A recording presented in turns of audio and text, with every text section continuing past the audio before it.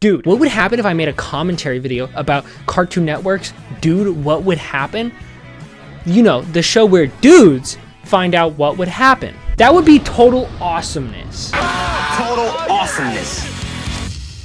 The year is 2009, and news just broke of the UK imposing direct rule on Turks and Caicos. But you don't care about any of that because you're 7, and Cartoon Network Real just announced their new show, Dude, What Would Happen? A show where 3 dudes find out what would happen. And it's full of a bunch of guy stuff, like loud farts, catapults, explosions, and rodeos. Like a lot of rodeos for some reason. There's like 4 different segments between the 3 seasons. Dude. The idea of the show was that 3 dudes, CJ, Jackson, and Ali, were going to be doing experiments to answer questions that no one would ask. Like, what would happen if you rodeoed a slug? Or what would happen if you rodeoed a pig? Or what would happen if you rodeoed a dragon? Ultimately, it was just a kid-friendly version of Jackass that followed an experiment structure similar to Mythbusters, as well as being totally full of guy stuff, before it was ultimately canceled on September 21st, 2011. And as we all know, this is the worst thing that ever happened in the month of September. Dude, what would happen if we just started watching the show? Like now.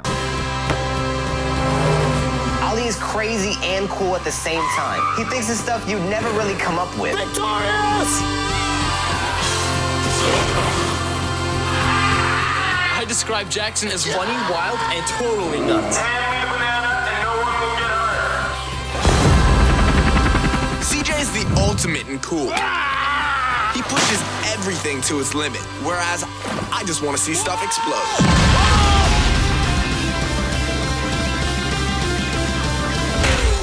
So firstly, we meet our 3 boys. Ollie, the crazy and cool one. Jackson, the funny, wild, and totally nuts one. And CJ, the ultimate and cool one. And that's it. That's every kind of teenage boy. There's only 3. Inside of me, there are 3 wolves. One is crazy and cool.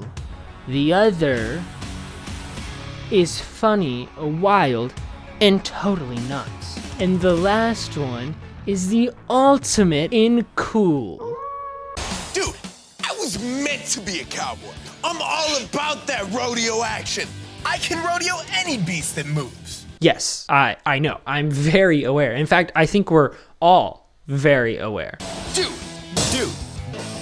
Honestly, I shouldn't be as critical as I am about the rodeo thing because, I mean, if I had access to a mechanical bull when I was 17, I also would never shut the fuck up about it. Now, the concept for this rodeo is actually decently well done. Jackson, the funny, wild, and totally nuts one, is going to be riding on a mechanical bull that they have decorated to look like a slug and then covered in some mystery sticky liquid. Guys, really slimy. I mean, come on, it's even white.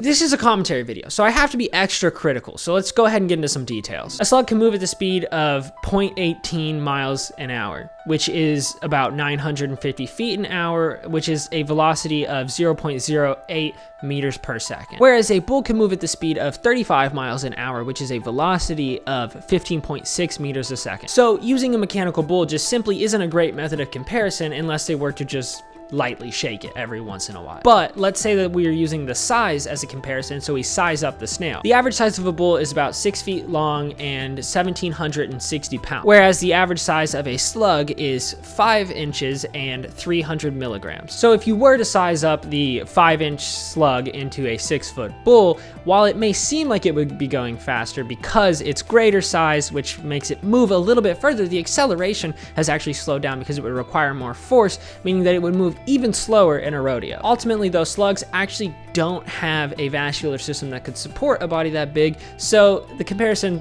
still doesn't work. But enough of that nerd shit. Let's get back to guys blowing stuff up. So Jackson then hops on the bull and gets covered in the sticky white mystery liquid. But he's no stranger to rodeos, so even though Ollie and CJ are speeding up the bull, he stays on fine for 30 seconds. And so the boys named Jackson the funny, wild, and totally nuts one in all sticky white mystery liquid gloriness, the champion of slug rodeoing. Next up, and you've probably already guessed it, but it's another rodeo. I got something in mind to rodeo. What? Okay, it's slightly overweight, but fast, slippery, and really messy. This time around though, the boys are going to be riding around an inflatable pig tied to the back of a four-wheeler around a 100-foot mud pit that was made from the largest waste of water that year. Made with 4,000 gallons of water. Only to immediately fall off. But as Jackson tells us in typical ladies fashion, the boys get to go around for a second chance because, as we all know, this is a rodeo, so there are no fuds or duds around. But the second time's a charm as CJ and Ollie fall off in buzzer beater time. 2, 1. Champion of the rodeo! And Jackson names them the Rodeo Champions, a title originally I thought was undeserving, but after thinking about it again, they did have to be dragged around the mud in a 100-foot pit for 30 seconds. Whereas Jackson just got to sit on a bull and hold a handle. But now the boys are off to far more philosophical questions like what would happen if they were eaten by an animal, to which I would say, you're gonna die. There are plenty of documented cases of this happening already. Dudes, how awesome is it to be at the top of the food chain? Ollie, what are you talking about? Hear me out. We're like top dog in the animal kingdom. We could eat anything we want.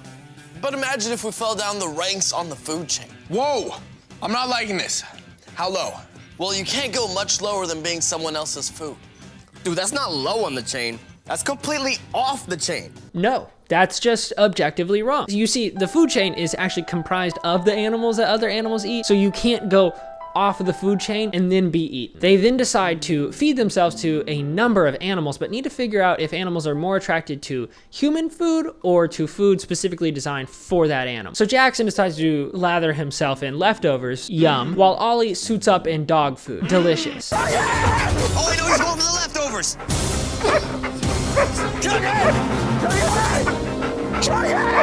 Chucky's running after me now. You can't go wrong with real food, even if they are leftovers.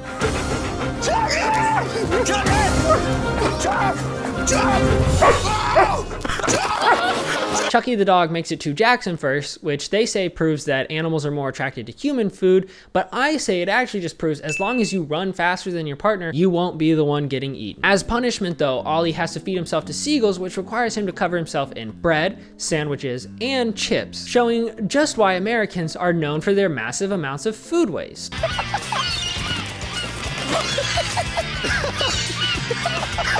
So for their final test to see if animals would want to eat them, they're going to feed themselves to a bear. Or maybe rizz up the bear. This is really romantic, and I'm glad that we could share this experience. Jackson is rizzing so hard on that bear that it puts the slug slime to shame. He's just like me. Finally, it's time for their final segment. Hey dudes, this is Blair. My older cousins are always trying to pop pimples and big zits off their faces, which is kind of gross, but this made me think. What would happen if you guys tried to pop a gigantic zit?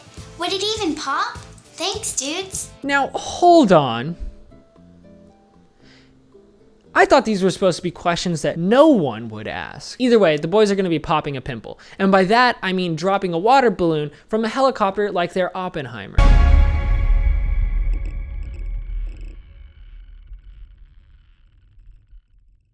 To test if we can make a giant zit pop from 500 feet. And how do you test something from the ultimate height? Well, you need one of these. A helicopter. And you need an 8-foot super swollen mega zit. Now the boys are busy giving their hypothesis, I think it's just gonna explode. but for some reason the editor chooses to just keep coming back to this shot where he looks like the events of what happened on April 11th, 1999 in Cleveland, Ohio have finally caught up to him. All right, 3, 2, 1, release.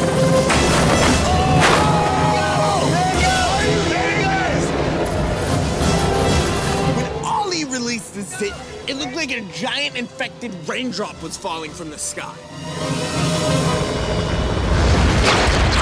Oh, well that was really underwhelming. Either way, we're gonna end it there because, well, that's the end of the episode. In conclusion, the show actually holds up a lot better than I had anticipated, especially since I'm no longer the target audience. And I actually had a lot of fun researching for this video, so let me know if you would want me to do it again. Dude, what would happen if you enjoyed the video? Or maybe, dude, what would happen if you left like a nice comment or like liked the video? Or dude, what would happen if you gave me some engagement? Or maybe, dude, what would happen if you subscribed to the channel? What would happen if you hit that subscribe button? Maybe you should hit that subscribe button and go ahead and find out. 響き渡るこの俺のボイス隅々にまで回す言葉の応酬動き出す夜の街に到来込み上げる言葉